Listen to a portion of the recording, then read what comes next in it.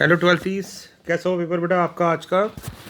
Paper जो था मेरे अकॉर्डिंग तो पेपर एवरेज था, बट कुछ बच्चों को ये नहीं कहूँगा सबको, कुछ बच्चों को लेंथी लगा पेपर। बिकॉज मे भी हो सकता है कि कुछ प्रैक्टिस की प्रॉब्लम हो, प्रैक्टिस की कमी हो। कोई प्रॉब्लम नहीं है, अभी भी एक प्री बोर्ड एग्ज़ाम था। जितने भी मार्क्स आएंगे आप और मेहनत करिए, और उससे कम 10 से 15 नंबर आपके बढ़ेंगे ही बढ़ेंगे बोर्ड्स के अंदर। तो मेहनत करिए बेटा। तो अब ना सॉल्यूशन डिस्कस करते हैं जो मॉर्निंग शिफ्ट का जो पेपर था उसका। ये मॉर्निंग शिफ्ट का पेपर आया था, अभी मैं इवनिंग शिफ्ट का पेपर डिस्कस करूंगा और पार्ट्स में करूंगा। तो पहले हम 1 मार्कर डिस्कस करेंगे इस सेशन में। तो पेपर तो आपको पता ही है, पेपर आपने देखा ही होगा, और जिन्होंने नहीं देखा है तो उनके लिए पेपर ये आप देख सकते हैं। बहुत ही ईजी पेपर था, एवरेज पेपर था, ना ज़्यादा डिफिकल्ट ना ज़्यादा ईजी। ठीक है, जैसे 1 मार्कर मैंने आपको बोला था, 1 मार्कर स्ट्रेट फॉरवर्ड होते हैं, उनमें ज़्यादा टाइम भी नहीं लगाना चाहिए हमें। तो 1 मार्क में जैसे इसमें पूछा है एडजॉइंट निकालिए। तो एडजॉइंट ऑफ ये जो होता है किसी मैट्रिक्स का, वो हमें ये नहीं दिखाने कोफैक्टर, हम सीधा एडजॉइंट निकले हैं। तो मैंने आपको लास्ट ट्यूटोरियल में और बताया भी था कि क्या होता है जब भी कोई मैट्रिक्स आपका दिया होता है इस तरह से ABCD, तो एडजॉइंट कैसे लिखते हैं हम? एडजॉइंट लिखते हैं हम डायगोनल एलिमेंट्स को इंटरचेंज कर देते हैं D और A, और इनके आगे माइनस साइन लगा देते हैं। तो यहाँ पे डायरेक्टली इसका एडजॉइंट आएगा 2 और 3 और -4 -1। ये हमारा एडजॉइंट हो गया। 1 मार्क का क्वेश्चन था, डायरेक्ट आ गया। अगला क्वेश्चन देखिए क्या पूछा है। हमें पूछा है ऑर्डर बताइए। ऑर्डर होता है हाईएस्ट डेरिवेटिव, तो क्योंकि ये हाईएस्ट डेरिवेटिव 2 है तो ऑर्डर हो गया 2। और डिग्री होती है उसी की पावर, क्योंकि यहाँ पे कुछ नहीं लिखा है तो इसकी पावर 1 हो गई, तो डिग्री हो गई 1। तो हमसे पूछा गया था सम बताइए ऑर्डर डिग्री का, तो हम कहेंगे सम हो जाएगा 2 + 1 यानी 3। तो इस तरह से 1 मार्क का क्वेश्चन कर सकते थे, है ना बच्चे। आगे चलते हैं। सेकंड पार्ट था हमारा, इसका इंटीग्रेटिव फैक्टर निकालिए। तो ये तो लीनियर डिफरेंशियल इक्वेशन है। तो लीनियर डिफरेंशियल इक्वेशन में हम पहले क्या करते हैं, यहाँ पे कोफिशिएंट 1 बनाते हैं, तो x से डिवाइड करेंगे। तो जैसे ही हम x से डिवाइड करेंगे हमारे पास इक्वेशन आ जाएगी d/dx प्लस -1/x, क्योंकि मैं माइनस को ना इसके साथ ले लिया, इंटू y और इंटू इक्वल टू x। तो इंटीग्रेटिव फैक्टर क्या होता है, e की पावर में px का इंटीग्रेशन, और p होती है ये टर्म।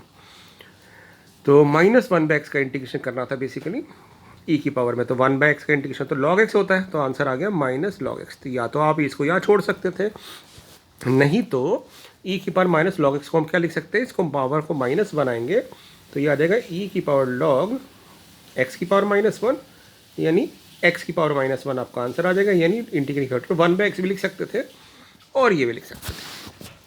थर्ड क्वेश्चन पे चलते हैं, ये थोड़ा अच्छा क्वेश्चन था। यहाँ दिया हुआ है a² = i। अब ज़्यादातर बच्चे क्या करते हैं इसमें, यहाँ पे ना a - b का होल क्यूब को फॉर्मूला लगा देते हैं, जब मैट्रिक्स में ऐसा फॉर्मूला नहीं लग सकता है। तो हमें क्या करना चाहिए था, यहाँ पे इसको स्टेप बाय स्टेप करते हैं। हो सकता है ये 2 मार्कर भी आ जाए, इसलिए मैं आपको स्टेप बाय स्टेप करके बता रहा हूँ। पहले इसका स्क्वायर कैसे निकालेंगे, a - ai को a - i से मल्टीप्लाई करेंगे, तो ये आ जाएगा a × और a² हमारा i है। फिर आएगा ai विच इज़ a, क्योंकि ai है हमारा a होता है। फिर आएगा ia, वो भी a होता है। और फिर आएगा i² हमारा i होता है। तो हमने क्या ऑब्जर्व किया, ये आ गया 2 टाइम्स i - a। क्या है हमारा a - i का होल स्क्वायर।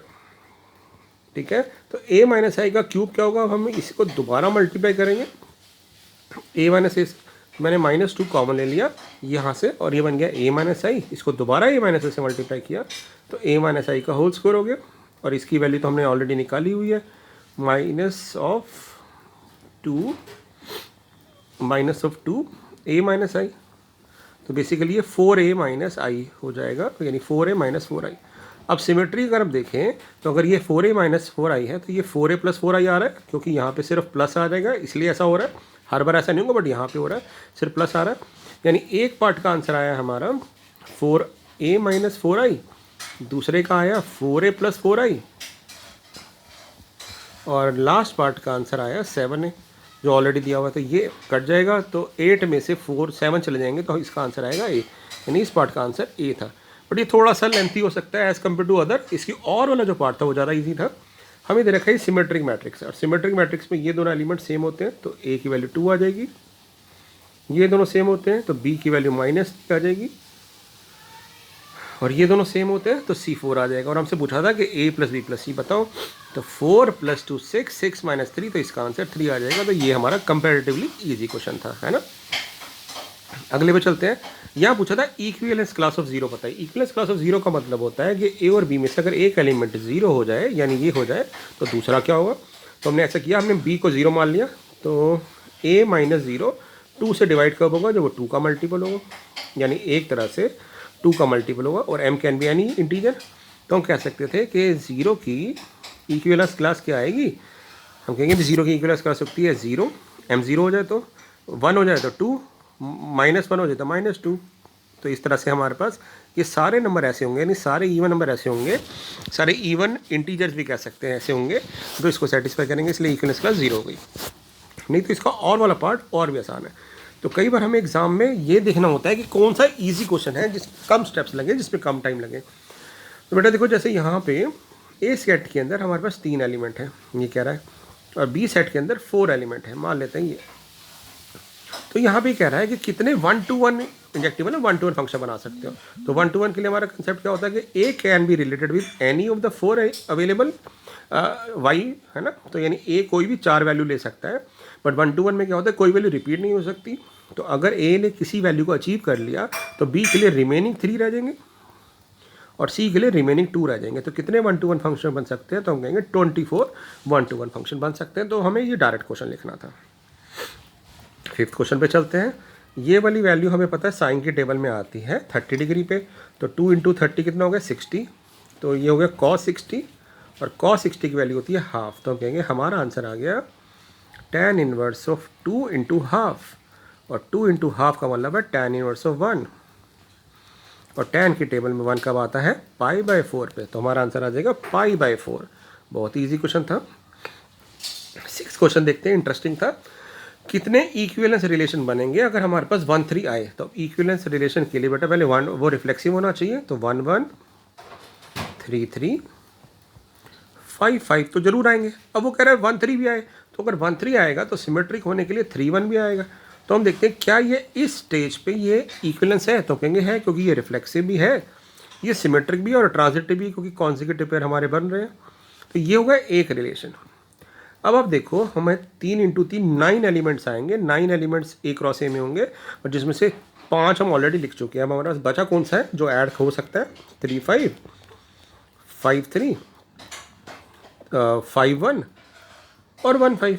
अब देखते हैं कि अगर इसमें से मैं कोई भी, मान लेते 3 5 ऐड करता हूँ अगले रिलेशन के लिए, इन सब के साथ, ये सारे हैं, ये सारे इसके बाद हैं, क्योंकि तो मिनिमम क्राइटेरिया। अब इसमें 3 5 ऐड करता हूँ, तो सिमेट्रिक बनाने के लिए मुझे 5 3 भी चाहिए होगा। बट क्या ये स्टेज पे इक्विवेलेंस है, तो हम कहेंगे नहीं है। क्योंकि नहीं है बेटा, क्योंकि इसमें 1 3 भी बैठा हुआ है, 3 1 भी बैठा हुआ है ऑलरेडी, क्योंकि मैंने बोला ये पिछले वाले एलिमेंट सारे आ रहे हैं। तो 1 3 और 3 5 दोनों आ रहे हैं, तो ये ट्रांजिटिव नहीं बन रहा इस पर, क्योंकि ये दोनों सेम है। तो 1 5 भी आना चाहिए, तो हम 1 5 भी ऐड कर देते हैं, और जैसे ही 1 5 ऐड करेंगे तो 5 1 भी आएगा सिमेट्री के लिए। तो यानी सारे एलिमेंट आ गए, तो ये दूसरा इक्विवेलेंस रिलेशन बन जाएगा। तो हम कह सकते हैं कि 1 3 को कंटेन करने वाले ऐसे कितने इक्विवेलेंस रिलेशन बनाएंगे, तो हम कहेंगे 2 इक्विवेलेंस रिलेशन बन सकते हैं। ठीक है, इसका और पार्ट देखें। अब और पार्ट थोड़ा सा इंटरेस्टिंग था। इसको 1 मार्क को कैसे सॉल्व कर सकते थे बेटा, बहुत सिंपल सा कंसेप्ट था। देखो ये साइन है, ये कॉस है, तो हम दोनों को सेम बनाने के लिए क्या कर सकते हैं, इसको ना मैं ऐसे करता हूँ, स्पेस को क्रिएट कर देता हूँ यहाँ पे। तो हम क्या करते हैं यहाँ पे कि ना मैं एक प्रॉपर्टी होती है π/2 minus sine inverse of theta equal to π/2 minus cos inverse theta. तो मैंने क्या किया, इसको लिख दिया π/2 minus cos inverse of cos 3π/5। अब कॉस की जो रेंज होती है वो 0 से पाई होती है, और ये वाली वैल्यू 0 से पाई के बीच में आ रही है, पाई से छोटी है। तो हमारा आंसर आ जाएगा π/2 माइनस 3π/5। और जैसे ही हमने इसको एलसीएम लेके सॉल्व किया तो आ गया 5π माइनस 6π माइनस π/10। तो अब देखो 1 मार्क के क्वेश्चन ज़्यादा टाइम नहीं लेंगे आपके, 15 से 20 मिनट से 1 मार्क के क्वेश्चन हो जाएंगे। हम एक्सप्लेन करते करते कर रहे हैं, आप जब एग्जाम में करोगे तो और जल्दी करोगे, और हम और पार्ट भी कर रहे हैं ना। अब यहाँ देखते हैं बेटा, ये भी क्वेश्चन बहुत कॉमन था। 2 जब बाहर आएगा तो पावर में आएगा, इसके ऑर्डर क्या है 3 into determinant of A into determinant of B. तो ये हो जाएगा 8, ए का डिटरमिनेंट -1 है, 3 बी का डिटरमिनेंट 3 है। तो हमारा आंसर आ गया -24। तो ए पार्ट का आंसर आ गया ये। अब चलते हैं अगले क्वेश्चन पे। यहाँ पे दिया है a इंटू एडजॉइंट ऑफ ये है, और ये हमारा बन रहा है 4i। तो हमने एक प्रॉपर्टी पढ़ी थी, अगर आपको याद हो, a इंटू एडजॉइंट ऑफ ए जो होता है, नहीं तो आपने ट्यूटोरियल देखिएगा और मैट्रिसेस के देखिएगा, बिल्कुल वैसी क्वेश्चंस बने हैं जैसे बन सकते हैं इंपॉर्टेंट, तो हमने ये सारे क्वेश्चन डिस्कस करे हुए हैं पहले भी, और हम अप्रैल से कर रहे हैं। अगर आप मेरे ट्यूटोरियल को फॉलो कर रहे हो तो हमने पिछले लास्ट मार्च से 19 मार्च को हमने स्टार्ट कर दिया था 12th क्लास, तो तब से हम ही कर रहे हैं। तो ये क्वेश्चन अब आपके टिप्स में होंगे। तो जब हमने कंपेयर किया इसको इससे, तो बेटा डिटरमिनेंट डायरेक्टली आ गया हमारे पास 4। तो 1 मार्कर देखिए बहुत ज़्यादा टाइम कंज्यूमिंग नहीं होते, ठीक है। अब चलते हैं अगले वाले पे, बहुत इजी था।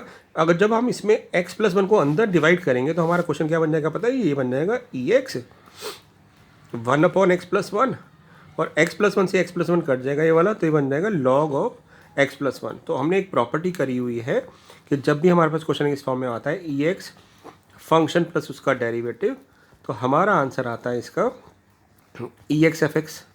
तो यहाँ पे क्लियरली देखो आप, ये हमारा फंक्शन है, ये उसका डेरिवेटिव है, तो इसका आंसर आ जाएगा ex into log of x+1 plus C. That's it. तो ये 8 क्वेश्चन हमारा सॉल्व हो गया। 9th देखते हैं। 9th क्वेश्चन डायरेक्ट है, ये भी एक पैराबोला दिया हुआ है आपको, y² = x, इसको इंडिकेट करना है 1 से 4 तक, और वो भी फर्स्ट क्वाड्रेंट में। तो एक्स एक्स का सिर्फ यही एरिया निकालना है। तो 1 मार्क के लिए क्वेश्चन क्या हो जाएगा 1 से 4, क्योंकि एक्स की लिमिट है, एक्स के रिस्पेक्ट में इंडिकेट करेंगे, क्वेश्चन से निकालेंगे वाई, और वाई आ रहा हमारा √x। तो एक्स की पावर हाफ को इंडिकेट करोगे तो क्या आ जाएगा एक्स की पावर 3/2/3/2। और जब आप upper limit minus lower limit करोगे तो ये आ जाएगा 2/3, 4 की पावर 3/2 यानी 8, क्योंकि 4 को ले सकते हैं ना 2 का स्क्वायर, और 2 से, और 3/2 का 2 कट जाएगा, 2 की पावर 3 यानी 8 - 1, तो 7 × 2 14/3 स्क्वायर यूनिट्स हमारा इसका एरिया आ जाएगा। ठीक है बच्चे। 10th question very interesting. एक प्रॉपर्टी है वेक्टर की, हमने करी है, इसमें मैंने आपको रिलेशन बताया था। मैं अभी वेक्टर के ट्यूटोरियल रहते हैं मेरे इस चैनल पे, तो हम इसको भी अपलोड कर देंगे। एक प्रॉपर्टी होती है जो डॉट प्रोडक्ट क्रॉस प्रोडक्ट को रिलेट करती है। तो ये क्वेश्चन उस प्रॉपर्टी पे था डायरेक्टली, और आप चाहो तो इस प्रॉपर्टी को यू प्रूव भी कर सकते हो कि इसका फॉर्मूला मैग्नीट्यूड साइन थीटा, और ये magnitude cos theta, magnitude common ले लेंगे तो sine square theta plus cos square theta 1 हो जाएगा, और ये आ जाएगा आंसर। तो इस क्वेश्चन में हमें ये दे रखा था 12√3, तो 12√3 का स्क्वायर क्या हो गया 144 × 3 है ना, 144 × 3, ये कितना आ जाएगा 4 × 12, 1 कैरी 432। इसका मैग्नीट्यूड हमें नहीं पता, ये 432 आ गया। ये 8 का स्क्वायर 64 और 3 का स्क्वायर 9, 9 × 36 का 6, 3 9 × 54 576। तो जब इसको उधर ले जाके माइनस करेंगे तो a क्रॉस भी आ गया हमारे पास 144 जो 12 का स्क्वायर होता है, तो a क्रॉस भी हमारे पास आ गया 12, तो इसकी वैल्यू आ जाएगी 12। ठीक है ना, तो इस तरह से हम कर सकते थे। हम चलते हैं और क्वेश्चन की तरफ, अगले वाले पे। 11th क्वेश्चन देखिए क्या है। 11th क्वेश्चन देखते हैं।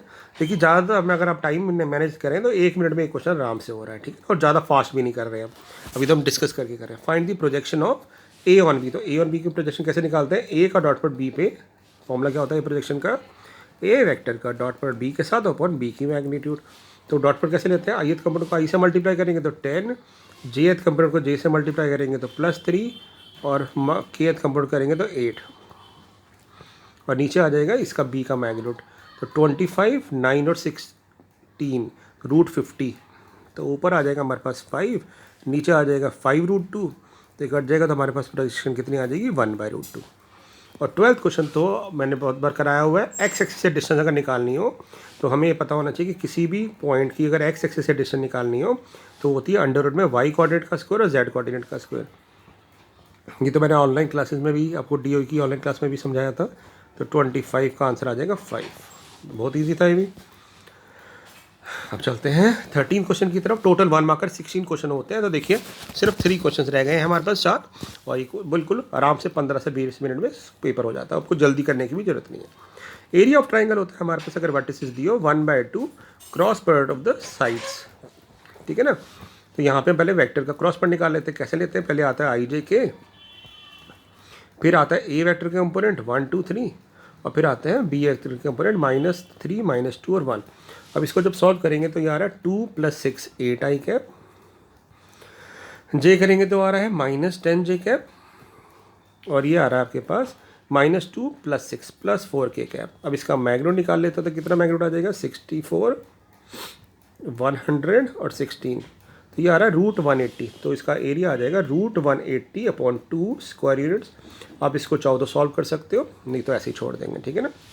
1 मार्क का क्वेश्चन है तो इसमें भी नंबर मिलेंगे, वैसे 180 के कर सकते हैं, फैक्टर बना सकते हैं। ओके, चलते हैं अब अगले क्वेश्चन पे। हाँ, यहाँ तो हो गया हमारा। Okay, find the coordinates of the point where the line cut the XY plane. अब XY प्लेन पे हमें पता है Z कोऑर्डिनेट 0 होता है हमारा ना, तो हमारा Z कोऑर्डिनेट 0 होता है। तो हम क्या करते हैं, Z को ना 0 ही पुट कर देते हैं डायरेक्टली यहाँ पे। तो जब Z को 0 पुट कर दोगे तो हम कहेंगे x - 1/3 2 हो गया, तो 3 को तो ले जाएंगे तो ये आ जाएगा x - 1 = 6 और x आ जाएगा 7। और इसको जब उधर ले जाओगे क्योंकि 2 हो गया तो 7 y + 4/7 = 2, तो y + 4 हो गया 40 और y आ गया 10। तो हमारा पॉइंट आ जाएगा 7, 10 और 0। तो ये हमारा हो गया 14 क्वेश्चन। अगर यहाँ XY प्लेन की जगह YZ प्लेन होता तो x को 0 रख देते। अभी कह रहा है एक फैमिली में 2 चिल्ड्रन हैं, प्रोबेबिलिटी बताओ कि दोनों चिल्ड्रन जो हैं बॉयज़ होने चाहिए। ये गिवन है कि एटलीस्ट 1 इज़ बॉय। तो अगर एक बॉय है तो ऑप्शन क्या हो सकती है, बॉय गर्ल, गर्ल बॉय और बॉय बॉय। तो यानी है इसका मतलब है कंडीशन प्रोबेबिलिटी में टोटल जो सैम्पल स्पेस में इवेंट्स होते हैं रिड्यूस होकर 3 रह गए। अब हमें दोनों चिल्ड्रन बॉयज़ चाहिए, तो बॉयज़ होने का एक ही केस है, तो प्रोबेबिलिटी आ जाएगी 1/3। तो इसका आंसर आना था 1/3। अब चलते हैं लास्ट क्वेश्चन की तरफ। यहाँ पूछा है कि इंडिपेंडेंट इवेंट है तो A इंटरसेक्शन B बताओ। तो P of A intersection B क्या होता है, अगर ये इंडिपेंडेंट इवेंट है तो ये होता है P of A × P of B। ये प्रोबेबिलिटी दिया है 3/5, ये दिया है हमारा 1/5, तो आंसर आ जाएगा 3/25। दैट्स इट, है ना, क्वेश्चन ख़त्म। अब चलते हैं अगले क्वेश्चन की तरफ। यहाँ पे बोला हुआ है कि एक बॉक्स है, बहुत इजी क्वेश्चन थी, केस स्टडी। अगर आप केस स्टडी की बात करें तो यहाँ कह रहा है एक बॉक्स है जिसमें ना हमारा जो वॉल्यूम है, मतलब यहाँ से इतना पानी भर सकते हैं। तो वॉल्यूम क्या होता है बॉक्स का, length into breadth into height. तो इसकी लेंथ भी x है, ब्रेथ भी x और हाइट भी x है, y है। तो इसका एरिया क्या हो जाएगा, length into breadth into height. तो यहाँ से पहली इक्वेशन निकल के आती है कि इसका जो वॉल्यूम होगा ये होगा। तो पहला क्वेश्चन पूछा था कि कौन सा रिलेशन चाहिए, तो हम कहेंगे x² y = 1024, x² y = 1024।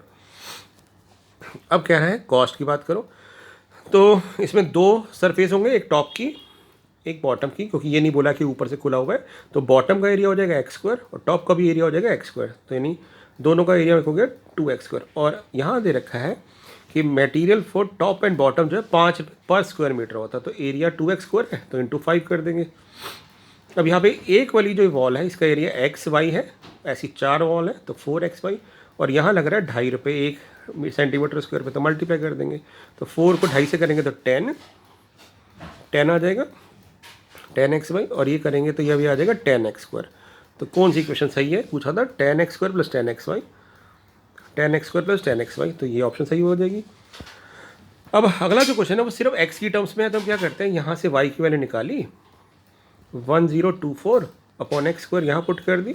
तो जैसे ही यहाँ पे पुट करोगे 1024/x², तो x² से x² कट जाएगा x, तो ये आ जाएगा 10x² + 1024, 10x² + 10240x। तो इसका आंसर B हो जाएगा। अब हमसे पूछा है कि इसको मिनिमाइज़ करो, तो मिनिमाइज़ कैसे करते हैं, हम पहले इसका फर्स्ट डेरिवेटिव लेंगे। तो इसका फर्स्ट डेरिवेटिव क्या आएगा, 20x, और इसका डेरिवेटिव हो जाएगा 1/x का होता है -1/x², तो हो जाएगा -1/x²। अब जब 0 के इक्वल रखोगे बेटा तो ये आ जाएगा 20x = 10240/x²। ये 0 से 0 कट गया, 2 से कट गया, और x³ आ गया हमारे पास 512। तो 512 तो 8 का क्यूब होता है, तो x की वैल्यू होगी 8।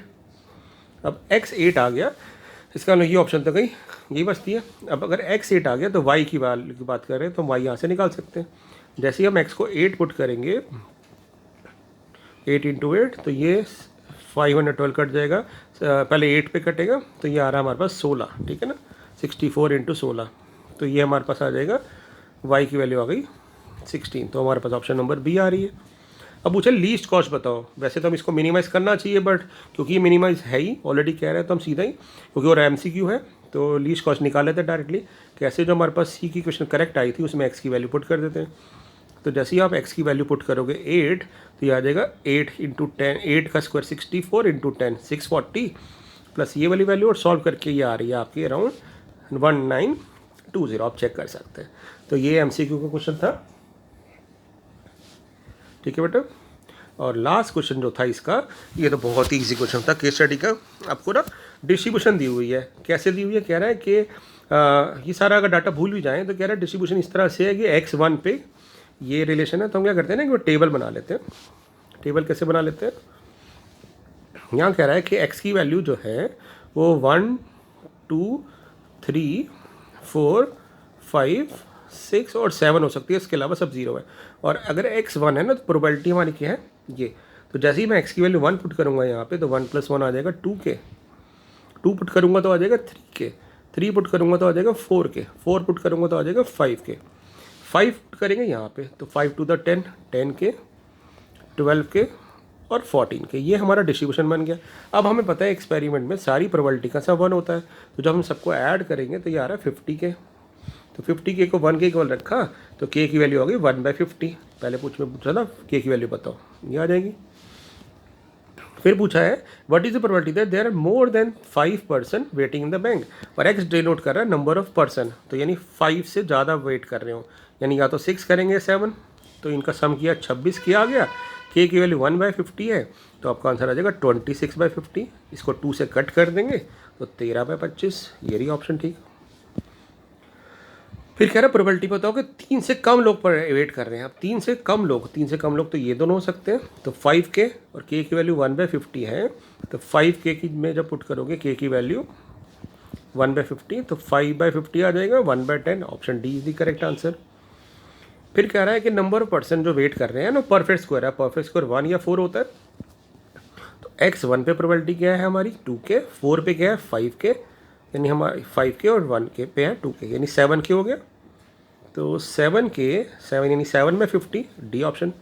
अब कह रहा है प्रोबेबिलिटी बताओ कि x लाई कर रहा है 3 से 5 के बीच में, बट 3 पे इक्वल टू नहीं है, यानी 4 और 5 हो सकता था। तो 4 और 5 पे हमारा है 5 और 10। देखिए बेटा 5 और 10 यानी 15 के, और k की वैल्यू जब आप पुट करोगे 50, तो क्या आ जाएगा 50/50, 5 से कट जाएगा 3/10। तो ऑप्शन नंबर ये करेक्ट हो गई। तो ये हमने सेक्शन 1 और 2 कंप्लीट कर लिया है। इसको आप रिवाइज करिए, बाकी ट्यूटोरियल में फिर इसका सॉल्यूशन आगे बताऊंगा। तो ये सारे क्वेश्चन थे, देखिए विद इन 22 मिनट्स में हमने केस स्टडी भी सॉल्व कर ली और 1 मार्कर भी कर लिए विद डिस्कशन। तो जब आप सॉल्व करेंगे तो इससे भी जल्दी करेंगे, ठीक है ना। तो प्रैक्टिस करिए, कोई प्रॉब्लम नहीं। अगर आपको कुछ भी खराब हुआ है तो भी प्रैक्टिस करिए। जितनी ज़्यादा पेपर की प्रैक्टिस आगे करेंगे उतने आप परफेक्ट होते रहेंगे, ठीक है बेटा। All the best.